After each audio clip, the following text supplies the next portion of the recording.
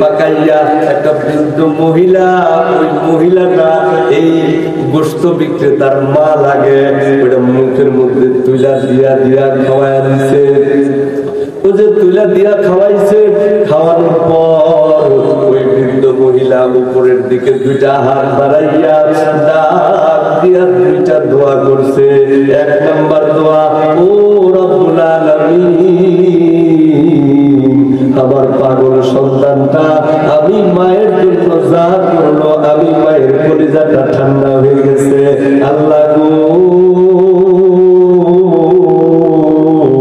তুমি আমার সন্তান রে দুনিয়া, আল্লাহু আকবার, দুনিয়াতে সম্মানের জিন্দেগি দান করো, দুনিয়াতে আমার সন্তানটারে তুমি খুশি রাখো, সুখে রাখো, আর কাল কিয়ামতের দিন জমানার পয়গম্বর মুসা নবীর সাথে জান্নাত দিও। বলেন সুবহানাল্লাহ।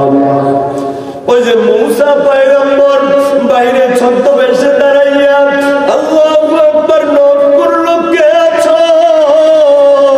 ওই গোশত বিক্রেতাটা ঘর থেকে বের হয়ে আসলো। ঘর থেকে বের হয়ে আসার পর মুসা পয়গম্বর জিজ্ঞাসা করলো, তুমি কি করলা? আর একটা বৃদ্ধ মহিলা বিড় বিড় বিড় করে কি বললো?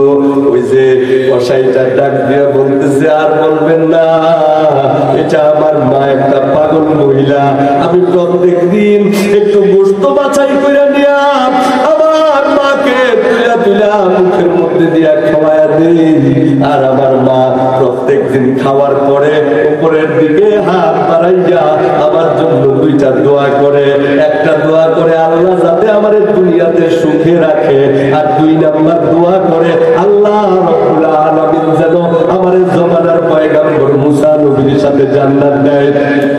পয়গম্বর মুসা আলাইহিস সালাম ডাক দিয়ে বলেন, কসাই, আল্লাহ তোমার ওই দুইটা দোয়া কি, তোমার মায়ের ওই দুইটা দোয়া কি আল্লাহ কবুল করছে কিনা তুমি জানো নাকি? ওই কসাইটা চোখের পানি ছেড়ে দিয়া ডাক দিয়া বলে, দ্বিতীয় নাম্বার দোয়া কবুল হয়েছে কিনা জানি না, কিন্তু এক নাম্বার দোয়া যেটা আমার মা আমার জন্য করছে, আল্লাহ যাতে কইরা আমার দুনিয়াতে সুখে রাখে, আপনি জেনে অনেক খুশি হবেন, আল্লাহ রাব্বুল আলামিন দুনিয়াতে আমারে অনেক সুখে রাখছে। বলেন সুবহানাল্লাহ। পয়গম্বর মুসা আলাইহিস সালাম ডাক দিয়ে বলতেছে, ও কসাই, আল্লাহ রাব্বুল আলামিন তোমার মায়ের দ্বিতীয় নাম্বার দোয়াটাও কবুল করছে। আমি তোর জমানার পয়গম্বর মুসা, আল্লাহ রাব্বুল আলামিন আমারে জানায় দিছে কিয়ামতের দিন তুমি জান্নাতে, আমি মুসা নবীর সঙ্গী হইয়া জান্নাতে বসবাস করবে। বলেন না সুবহানাল্লাহ। মা জীবিত থাকলে বুঝে আসে না, বাবা জীবিত থাকলে বুঝে আসে না। বাবার কবরের দিকে একটু যাইয়েন, আপনি তো জানেন না আপনার বাবা কবরের ভিতরে থেকে আর্তনাদ করে। হযরত মাওলানা রুমি রহমাতুল্লাহ আলাইহি লিখছেন, কবরের ভিতরে থেকে বাবা চিৎকার করে আর্তনাদ করে, আদরের সন্তান, যে বাড়িটার মধ্যে তুমি থাকো ওই বাড়িটা কিন্তু আমি বানাইছিলাম। এটা বাবা আর্তনাদ